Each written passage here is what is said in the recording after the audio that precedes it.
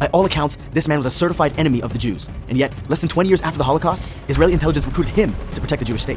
Could you imagine, bro? A Nazi mastermind, Hitler's favorite, is pulling up to the Jewish state, Israel. Yeah, I mean, to do work for them. Ruslan.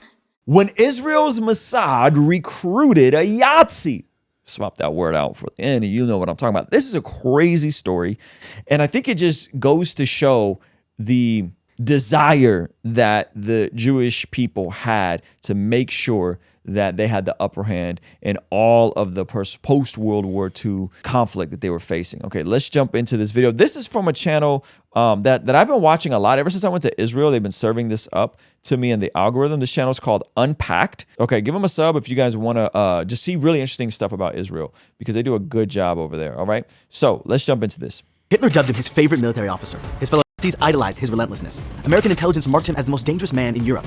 By all accounts, this man was a certified enemy of the Jews. And yet, less than 20 years after the Holocaust, Israeli intelligence recruited him to protect the Jewish state. That's pretty gangster. wow.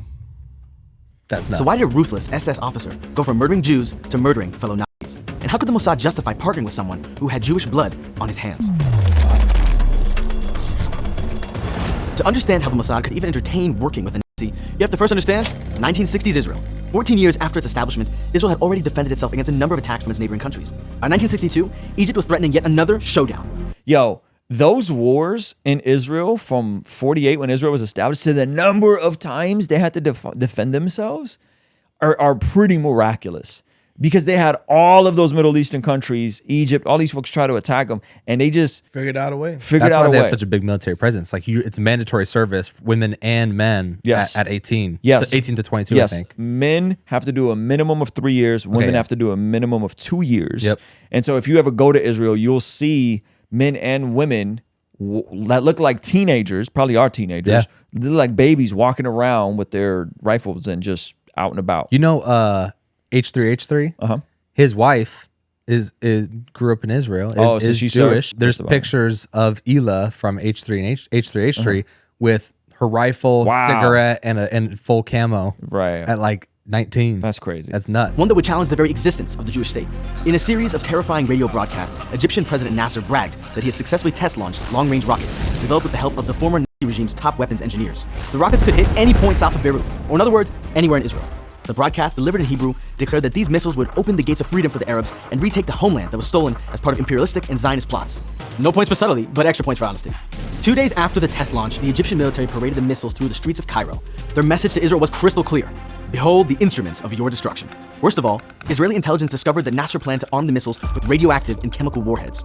Panic spread like wildfire. Remember, Israel was filled with traumatized Holocaust survivors trying to restart their lives. And now Egypt had hired the architects of the Jewish genocide to finish the job. Because Egypt, who was a huge enemy to Israel at the time, now, I believe after the Abraham Accords, Israel and Egypt are on good terms now. Yeah. Obviously, there's the southern border that they share. So this is why they were hiring the best of the best, Egypt was, from the Nazis. Because, by the way, not all the Nazis were taken to court. A lot of these dudes ran around. A lot of them came to South America. Obviously, Egypt. So they were hiring these folks. And so in this desire to get the best of the best technology, Israel had to make some pretty tough choices. It was as if the sky were falling on our heads, said the Director General of the Defense Ministry. Prime Minister Ben-Gurion reportedly tossed and turned in anguish every night. For years, Israel tried to stop the Nazi scientists from further developing Egypt's missile program. They sent letter bombs to the Germans' houses, but it didn't work. The plot was riddled with unpredictability. A number of the bombs exploded in the wrong hands. Egypt quickly caught on, locating and defusing the booby-trapped mail. And then, the Egyptians hired the newest obstacle, former SS security officer Hermann Adolf Valentin. Valentin was kryptonite to Israel's intimidation attempts. He tightened security. He figured out the Mossad's next targets and thwarted their plans. What could Israel do? They were up against the elite of the Nazi regime. They needed a man on the inside, someone with the right connections in Egypt, someone the German scientists trusted, someone who could take down Valentin. They needed a Nazi. That's crazy. Yo. But the state of mind to just be like, I don't care.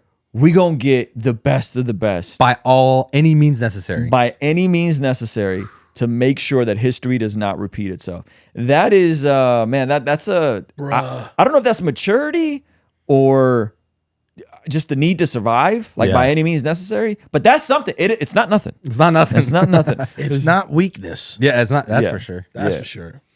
That now is Otto Skorzeny, a former SS lieutenant colonel who had been Valentin's commanding officer during the war. This was the guy that had taken down the Hungarian government to get to Hungary's Jews, a man who made his living after the war by selling arms and intelligence to Egypt, cozying up to the officers running the missile program, who trained Egyptian militants to execute cross-border raids into Israel, with such star pupils as Yasser Arafat, future head of the PLO and Israel's public enemy #1. No one would ever believe he was working for the Jews, and that's what made him so perfect. But how could the Jewish state approach a Nazi? And more importantly, who in the Mossad would be both determined and insane enough to handle Hitler's favorite officer? Only a man who wasn't afraid to get his hands dirty if it meant protecting the Jewish people. Enter Yosef Ra'anan. Like Skorzeny, Ra'anan was born in Vienna. While Skorzeny was proudly serving the Nazi regime, Ra'anan was fleeing from it, but his mother and brother weren't so lucky. At 16, Ra'anan arrived in British Palestine as an orphan, the sole survivor of his family. He'd spend the rest of his life protecting Jews from suffering the same fate. Desperate to take down the Reich, Ra'anan joined the British military. There in the Royal Air Force, he became an expert in psychological warfare, a skill which would later come in handy. Once Israel won its independence, he quickly rose through the military ranks. He built a long career, going from one of the nation's first pilots to the intelligence chief of the Israeli Air Force. The Mossad took notice. When the time came to recruit agents to stop the German scientists, Ra'anan was a natural choice. You can imagine Ra'anan's disgust when the Mossad informed him he would be responsible for winning over a Nazi. But this was the business of life-saving. He didn't have the luxury of maintaining moral principles. The Jews hadn't survived the Holocaust only to be slaughtered by the Egyptians. So how do you... And I think that's right there is the crux, right? The Jews hadn't survived the Holocaust only to be slaughtered by the Egyptians. This is a nation that is fighting for their survival because getting wiped out was a real possibility. And it still is a real possibility for folks in Israel. It gets real there all the time. What does a Nazi want? Ra'anan scrambled together a team to find out. For weeks, they watched Skorzeny until they knew the most intimate details of his life. When he ate breakfast, what ticked him off, even in what position he slept. And then they found their way in. Skorzeny and his wife had an open marriage, and they were constantly on the lookout for new couples to... They these folks were way ahead of the time with the open marriage polyamory, fam. Crazy. Them Nazis were godless, bro. Hey, you want to see something crazy? 67% of the people who watch this channel are not subscribed. Do me a quick favor, make sure you hit that subscribe button so you stay up to date on all the videos here on the Blessed God Studios channel. Invite into their bed. So two Mossad agents posed as that couple. But when they entered Skorzeny's home, the Nazi whipped out a gun. I know who you are, and I know why you're here. You are Mossad, and you've come to kill me, he growled. If we'd come to kill you, you would have been dead weeks ago, the couple responded. If you kill us, the ones who come next won't bother to have a drink with you. You won't even see their faces before they blow out your brains. Our offer to you is just for you to help us. And Skorzeny, paranoid and terrified of being hunted down and killed, saw his chance. He knew that the Jews were after him, that he was high up on the Nazi hunter Simon Wiesenthal's list of war criminals. And he, like all Nazis, understood that the Mossad's daring capture of Eichmann from his comfortable, anonymous life in Argentina was proof that no Nazi was safe. So safety was Skorzeny's price. He agreed to help on the condition that Simon Wiesenthal strike his name from his list of war criminals. And though the agents couldn't actually promise that, after all, Wiesenthal didn't work for Israel, they agreed. Wiesenthal refused. Why should Skorzeny have the luxury of safety when so many Jews had not? But time was running out. The threat of Egypt's missiles grew closer by the day. So the Mossad simply forged a letter from Wiesenthal, promising Skorzeny his name had been cleared. And that... They just straight finessed the dude. Okie doke. Yeah, we got you. We're going to make sure you're not on that hit list. Which, by the way, that was a real hit list. There was a whole show made about it. Nazi Hunter show with Al Pacino on Prime. Oh, wow. Yeah. You never seen that thing? Nah. Bro, see, that's good. Oh, Al I gotta Pacino. watch it. What is that show called? I can't remember what it's called. It's a whole show about the 70s and 80s and this group of like superheroes. Not superheroes, but they come together and it's all about hunting Nazis that like blended into society. It's based in New York. It's crazy. That's nuts. And so these folks existed. There were these Jewish folks that were going around and retaliating on Nazis that escaped and went on to live normal lives. That's wild. Yeah. So this is real. That's how a proud Nazi mastermind found himself on a plane to the Jewish state. Could you imagine, bro? A Nazi mastermind, Hitler's favorite, is pulling up to the Jewish state, Israel, Yeah, I mean, to do work for them. I forgot what it was, but I think we've even used them in. Operation Paperclip. Yeah, paperclip. Yeah. Yeah. That's not like a conspiracy or anything. Like that's a real Proven. that was a real I think it was proven thing. declassified recently. It was declassified. They used them for NASA. It was the space race to get to the moon and a lot of our technology and all that kind of stuff. That was definitely German scientists in there. Which how complicit were they in the Holocaust and all that kind of stuff? A whole nother conversation. But the U.S. government definitely hired folks that were German scientists a part of that regime. The Mossad took him to the Holocaust Museum, Yad Vashem, to test him for remorse. He showed none. Yo, this man was a savage, bro. No remorse. They tested him for remorse, no remorse. That means that he lived for power. I mean, that means he was sick, bro. No, not only he was sick, but he was sick with power. Yeah. Right? Like he loved being like in a position of power. Yep. That's crazy. Yep. This is a sickness of the highest. After a psychological analysis, Israeli intelligence determined that he had no moral compass. Shocking. This is a sickness of the highest order. If they harbored any inkling that he agreed to help them to right his wrongs, it quickly disappeared. This man wasn't trying to like right his wrongs. He wasn't trying to make penance. He wasn't trying to, pay for his sins. It was just straight transactional for him. Yeah. But did it matter? Israel hired Skorzeny because of his ruthlessness, not despite it. And now it was time to unleash him. What happened next? The Egyptians couldn't explain.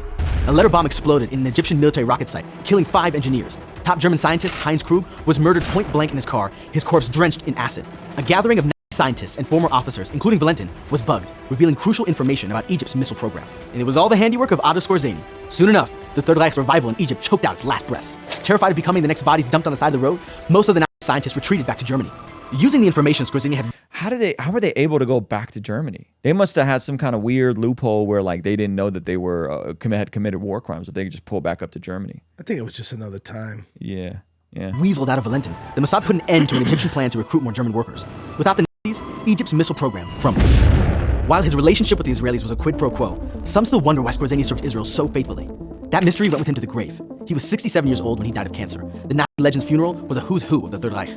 With Hitler's favorite songs playing and a casket covered in swastikas and medals, Skorzeny was lowered into the ground. How is this stuff allowed to happen?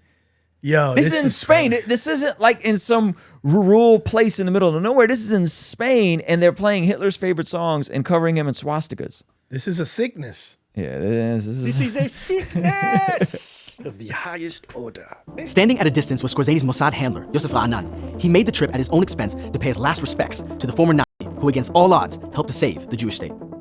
What a bizarre Turn of events, bro. The Mossad Jewish person who worked with him attends his funeral. That's crazy. Otto Skorzeny was not the first vile character Israel decided to partner with, and he certainly wasn't the last. But the Mossad's decision to recruit him surfaced an uncomfortable question, one that Israel will likely always have to face. What happens when the business of life-saving requires partnering with the wicked? It's a troubling question, and a luxury for me to even ask, because I'm asking from a country that exists, a country that did what it needed to avoid certain disaster. And when it comes to life or death, do we even have a choice? Man, shout outs to them, bro. They put together a really, really, really good documentary. Their content is top notch. Give them a sub. Again, all things Israel on that channel, and they do a great job. But it just goes to show how complex and dark the world can be. Dude, you know? This is a very, you know what it reminds me of? It reminds me of Dietrich Bonhoeffer. Yeah. You know, like when he was struggling with the moral idea, what happens when you perceive an evil so great that you have to commit an evil to stop that evil. Yep. You know, that's what he was struggling with. That's why he went to Auschwitz. Auschwitz. Yeah. You know. Yeah, that's good. Yeah, that's a good point, man. I think Israel is one of the few countries till this day that doesn't recognize the Armenian genocide publicly because of the delicate nature with their relationships with Turkey. They also worked with Azerbaijan, which is a huge enemy of Armenia right now, allied with Turkey, because Azerbaijan is a strategic ally of theirs against Iran, which they believe is the biggest threat. So it's a very, and again, all because I'm Armenian, like all of this kind of stings, you know. It's complicated. Me personally, but I'm a supporter of Israel, right? I believe they have the right to exist as a nation, and so it's like a very complicated, delicate situation when you are approaching everything with like this, like ends justify the means type of thinking, in terms of getting stuff done, which I think is hard for me to wrap my brain around as a Christian. Like as a follower of Jesus, the how matters as much as the end result. Absolutely. Right? Because we could easily slide into pragmaticism and just be like, well, ends justify the means. So therefore, whatever you got to do to get to the desired end result is all that matters. But that's not what we're called to be as followers of Jesus. Like our moral compass is a bit different. With the Crusades, right? Yep. Right? Yep. That because of that happening and the way it happened, it ruined the way people look at Christianity. Yep. That's why it's just as important. Yeah, that's good. Make sure you guys follow Ray Rock on all social media. I am Ray Rock. I am Twitter, Ray Rock. Instagram. Yes, and hopefully we have him back. Hopefully we'll get him to start doing his own show. We're going to be working on he got some of his equipment, so me and Zach going to be working with him tomorrow. I need some space. Yeah, and maybe he'll be back tomorrow as well. We'll see. Yeah. So, guys, if you enjoyed this stream, make sure you smash that like button. Make sure you're subscribed. And if you want to go the extra mile, and partner with us in our online community for as little as $5 a month, get the replay of these daily streams completely unedited, access to our podcast before they hit the internet, access to our private Discord, discount code for our store, all for $5 a month to keep us independent, ultimately answering to you and only you, and never having to take a brand deal and make goofy commercials like these. Our friends at Genucel Skincare have exciting news to celebrate in 2023. Using Manscaped during my showers after workout has given me much more confidence. And that's where Mudwater comes in. True Classic has got your back. All thanks to the sponsor of today's video, SayMine.com. Established Titles is your opportunity to earn the title of Laird or Lady. Subject to credit approval, rates range from 7.99% APR to 19.99% APR, included 0.50% auto pay discount. If you don't want us to make ads with brands you don't care about, sign up for our online community for as little as $5 a month to keep us independent and ultimately answering to you as our boss. You get all sorts of benefits like daily replays of our after party streams, exclusive access to our Discord community, and early access to our podcast interviews, all starting for only $5 a month.